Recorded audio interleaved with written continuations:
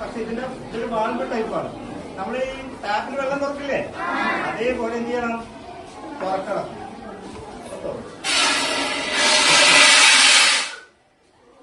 എന്താ സംഭവിച്ചത്? എന്താ പുറത്ത് വന്നത്? രണ്ടാമത് എന്ത് ചെയ്യണം? യൂസാണ് പറഞ്ഞത് പാസിന് വ്യത്യാസം പോകുന്നത്. ഈ കഴിഞ്ഞ അടുത്തെന്താണ് ഈ കഴിഞ്ഞ ഫയറിലോട്ട് എഞ്ചിൻ, അത് എഞ്ചിൻ പിടിക്കാം. എഞ്ചിൻ പിടിക്കാം, മേലോട്ടല്ല പിടിപ്പിച്ചു. ഇനി എന്ത് ചെയ്യണം? സ്ക്യൂസ് ഡ്രൈ പൗഡറാണ് സ്ക്യൂസ് ചെയ്യാം. ഇതിപ്പോ CO2 ആയതുകൊണ്ട് നമ്മൾ ടാപ്പ് വെള്ളം തുറക്കുന്ന രീതിയിൽ ചിരിക്കാതെ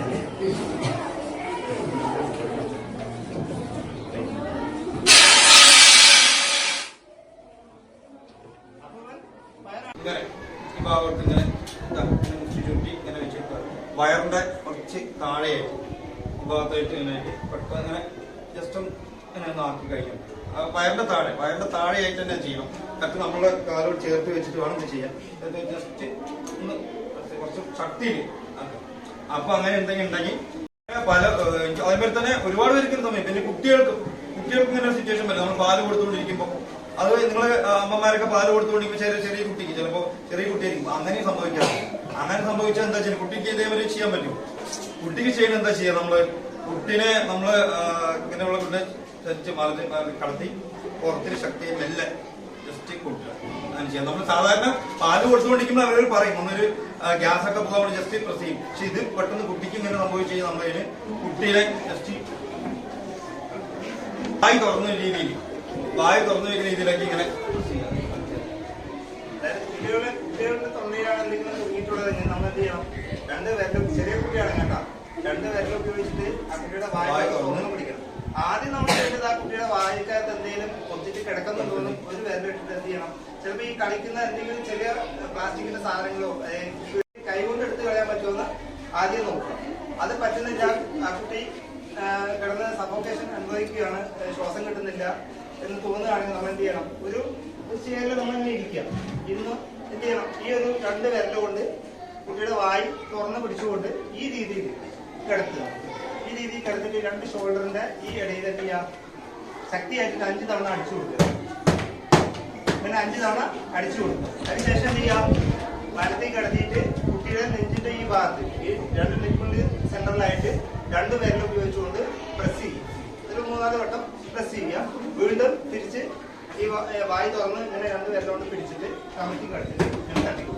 ഇങ്ങനെ ചെയ്യുന്ന സമയത്ത് ഒന്നുകിൽ ആ ഒബ്ജക്റ്റ് പുറത്ത് വരും, അല്ലെങ്കിൽ ആ കുട്ടി ശ്വാസം കിട്ടും. ഇത് രണ്ടും ആ കുട്ടി നോർമൽ ആവുന്ന വരെ ഒരു പ്രൊസീജിയർ.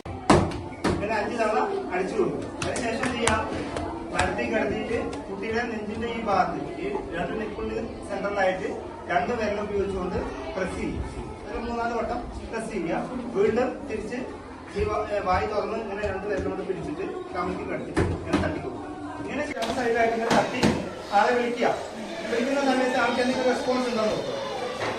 ആള് ചിലപ്പോൾ എന്തെങ്കിലും പറയാൻ ശ്രമിക്കും, അല്ലെങ്കിൽ ആള് എന്തെങ്കിലും അങ്ങോട്ടും ഇങ്ങോട്ടും ശരിയാണോ എന്തെങ്കിലും ആൾക്ക് റെസ്പോൺസ് ഉണ്ടാവും നോക്കുക. ഇങ്ങനെ ശക്തിയെ തട്ടി വിളിക്കുന്ന എന്തിനാണെന്ന് അറിയോ, നല്ല ശക്തിയിൽ വേദനിച്ചെങ്കിലും ആള് എന്തെങ്കിലും റിയാക്ഷൻ ഉണ്ടോ നോക്കാൻ വേണ്ടിയിട്ട് തട്ടി വിളിക്കുന്നു.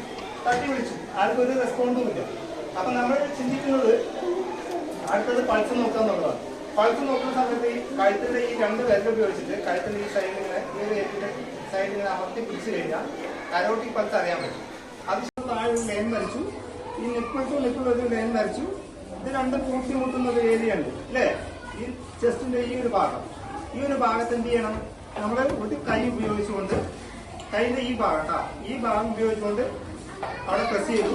രണ്ടാമത്തെ കൈ എന്ത് ചെയ്യുക, കോർത്ത് പിടിക്കുക. എന്നിട്ട് ഈ റിസ്റ്റ് മൂർത്തി പിടിച്ചുകൊണ്ട് കളയാൻ പാടില്ല, റിസ്റ്റ് മൂർത്തി പിടിച്ചുകൊണ്ട് എന്ത് ചെയ്യുക, ശക്തിയായിട്ട് പ്രസ് ചെയ്യുക. ആ പ്രസ് ചെയ്യുന്ന എങ്ങനെ, 1 മിനിറ്റില് 100 മുതൽ 120 വരെ തവണ ചെയ്യുന്ന രീതിയിൽ ആ ഒരു സ്പീഡിൽ, 1 സെക്കൻഡില് 2 തവണ എന്നുള്ള സ്പീഡിൽ 1, 2, 3, 4, 5, 6, 7, 8, 9, 10 ഈ ഒരു സ്പീഡിൽ അങ്ങനെ ചെയ്യാം. അല്ലാണ്ട് കുറച്ച് ഇങ്ങനെ നിർത്തി പിന്നെ കുറച്ച് നേരം റിലാക്സ് ചെയ്തു പിന്നെ പതുക്കെ നിർത്തി അങ്ങനെയൊന്നും ചെയ്യാൻ പാടില്ല കേട്ടോ. ചെയ്യാൻ തുടങ്ങി കഴിഞ്ഞാൽ പ്രോപ്പറായിട്ട് ചെയ്യണം.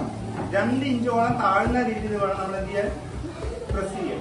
അപ്പൊ പതുക്കെ ഒന്നും നമുക്കിത് കാര്യമില്ല, നമ്മുടെ മാക്സിമം പവറും ശക്തിയും ഉപയോഗിച്ചിട്ട് വേണം എന്ത് ചെയ്യാൻ, ഇതിനെ പ്രസ് ചെയ്യാൻ. അതിന് നമുക്ക് ആ ശക്തി കിട്ടാനായിട്ട് ഇങ്ങനെ ഈ ടേബിളിന്റെ മേലൊന്നും ചെയ്ത് നമുക്ക് കിട്ടില്ല, അത്രയും പവർ കിട്ടില്ല. അപ്പൊ താഴെ എഴുതിക്കൊണ്ട് ചെയ്യണം, നമ്മളെ ആൾക്ക് ഓപ്പോസിറ്റായി മുട്ടുകുത്തി ഇങ്ങനെ ഇരുന്നിട്ട് കൈ നൂത്തി പിടിച്ചിട്ട് മാക്സിമം ശക്തി നമ്മുടെ എനർജിയും ശക്തി ഉപയോഗിച്ചിട്ട് താഴണം.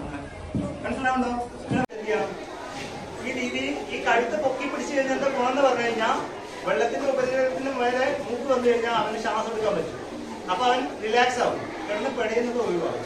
അപ്പൊ ഇങ്ങനെ പിടിച്ചു കഴിഞ്ഞാൽ അത് റിലാക്സ് ആവും. അതിനുശേഷം ഈ ഇടത് കൈ കൊണ്ട് നീങ്ങിയിട്ട് എന്ത് ചെയ്യാം, നീങ്ങിയിട്ട് കരയിട്ട് കൊണ്ടുവരണം. അങ്ങനെയാണ് ഇഷ്ടപ്പെട്ടത്.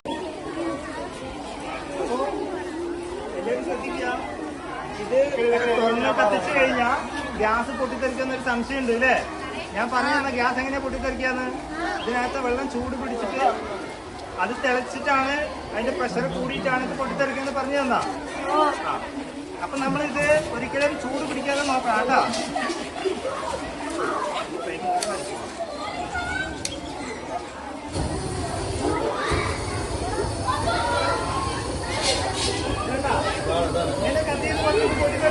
ഒരിക്കലും പൊട്ടിത്തെറിക്കില്ല അങ്ങനെ ഇല്ല. ഈ ചൂട് ചുമരിനടിച്ചിട്ട് റിട്ടേൺ ഈ സിലിണ്ടറിലേക്ക് വന്നു കഴിഞ്ഞാൽ എന്ത് ചെയ്യും? ഇത് ചൂട് പിടിക്കും. ചൂട് കൂടുണ്ടേ? ചൂട് കൂടിയിട്ട് എന്ത് ചെയ്യും? പൊട്ടിത്തെറിക്കും. അല്ല അങ്ങനെ കത്തിച്ചുകൊണ്ട് ഒരിക്കലും പൊട്ടിത്തെറിക്കില്ല. ഈ അടുപ്പിന്റെ സൈഡിലോ ട്യൂബിലൊക്കെ കത്തിയാണ് നമ്മൾ എന്ത് ചെയ്യുക? പോയിട്ട് ഈ റെഗുലേറ്റർ ഓഫ് ചെയ്യുക. മനസ്സിലായോ? റെഗുലേറ്റർ ഓഫ് ചെയ്താൽ തന്നെ എന്ത് പറ്റും? ഈ ആയും അല്ലേ? അപ്പൊ റെഗുലേറ്റർ ഓഫ് ചെയ്യാൻ പറ്റുന്ന വിധത്തിലാണ് കത്തുന്നതെങ്കിൽ എന്ത് ചെയ്യണം? റെഗുലേറ്റർ ഓഫ് ചെയ്യുക കേട്ടോ. റെഗുലേറ്റർ ഓഫ് ചെയ്യുക. മനസ്സിലായോ? ഈ കത്തുന്ന ഫ്ലെയിമില്ലേ, ഇതിപ്പോ ചുമരിന്റെ അടുത്തായിരിക്കും വെച്ചിട്ടുണ്ടാവുക അല്ലേ? അപ്പൊ ആ ചുമരിലോട്ട് പോയിട്ട് റിട്ടേൺ ഈ സിലിണ്ടറിൽ ചൂട് പിടിക്കും. ആ ചൂട് പിടിച്ചതിനകത്ത് ദ്രാവകം തിളയ്ക്കും. ആ തിളച്ചു കഴിഞ്ഞാൽ അതിന്റെ പ്രഷർ കൂടും. ആ സമയത്ത് ഇതിന് പിടിച്ചു നിൽക്കാൻ പറ്റില്ല. അതെന്ത് ചെയ്യും? പൊട്ടിത്തെറിക്കും കേട്ടോ. അതിന് പ്ലേഗിംഗ് എന്നാ പറയാ, പ്ലേഗിംഗ്. മനസ്സിലായോ? പോരെ, കണ്ടത് പോരെ? എല്ലാവർക്കും മനസ്സിലായില്ലേ? ഇഷ്ടപ്പെട്ടില്ലേ? ബക്കറ്റ് കൊണ്ട് ഇതിന്